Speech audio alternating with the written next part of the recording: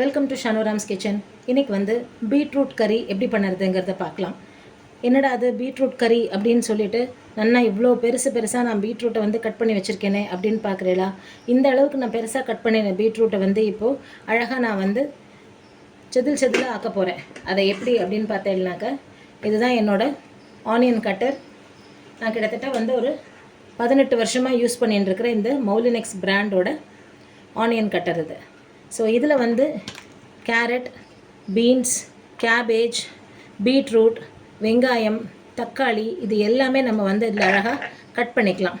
இந்த மாதிரி நல்லா பெரிய பெரிய க்யூப்ஸாக கட் பண்ணி இதில் போட்டுன்ட்டு ஜஸ்ட்டு ஒரு 2 திருகிட்டு எடுத்துன்னு வந்தாலே அழகாக நமக்கு கறிக்கு தேவையான அளவுக்கு சைஸில் இது அழகாக சாப் பண்ணி கொடுத்துரும்.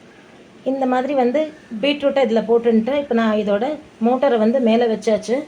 ஒயர் வந்து நான் அழகாக ப்ளக்இன் பண்ணிட்டேன். ஜஸ்ட்டு வந்து சிங்கிள் டச் தான் அது.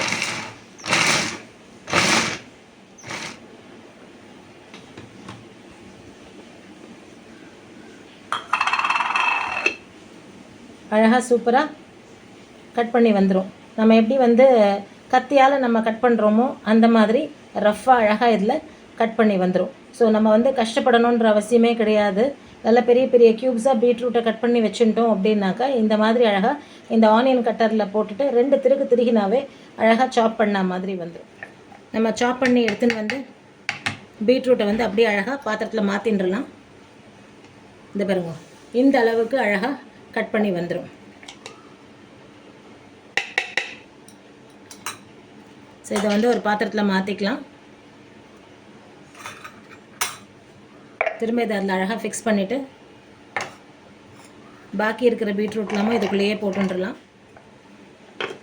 கஷ்டமே பட வேண்டாம். ஜஸ்ட் ஒரு 5 நிமிஷத்துலலாம் நம்ம வந்து எவ்வளோ பீட்ரூட் கொடுத்தாலும் நம்ம அழகாக இதில் கட் பண்ணி எடுத்துன்னு வந்துடலாம்.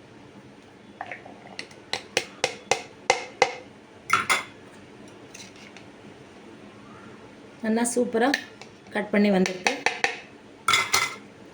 இந்த மாதிரி நம்ம வந்து ரஃப்பாக கட் பண்ணிக்கிற மாதிரி பண்ணிட்டோம் அப்படின்னாக்கா நமக்கு வந்து கேரட் கறியாக இருந்தாலும் சரி, பீட்ரூட் கறியாக இருந்தாலும் சரி, ஒரு மேக்ஸிமம் ஒரு 5 to 7 மினிட்ஸ்லாம் நம்ம வந்து கறியை ரெடியே பண்ணிடலாம்.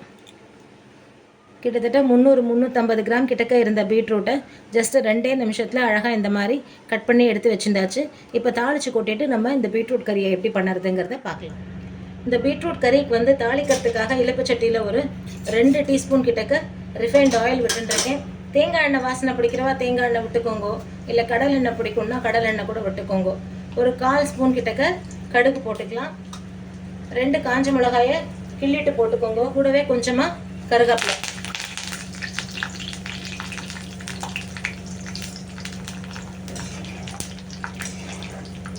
உளுத்த பருப்பு வந்து லேசாக செவந்து வரட்டும்.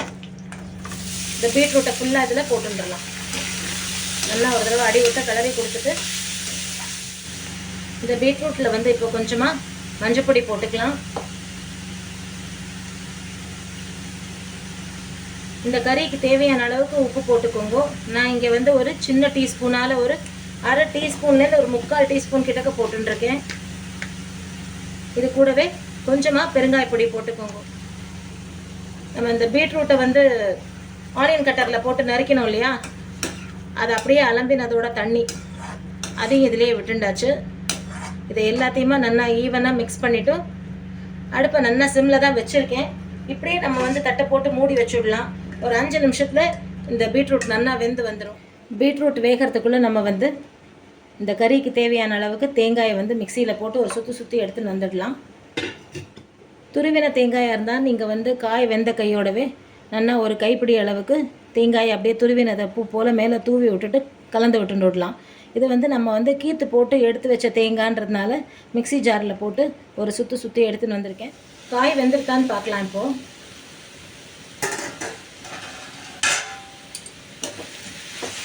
நல்லா தண்ணி வற்றிட்டு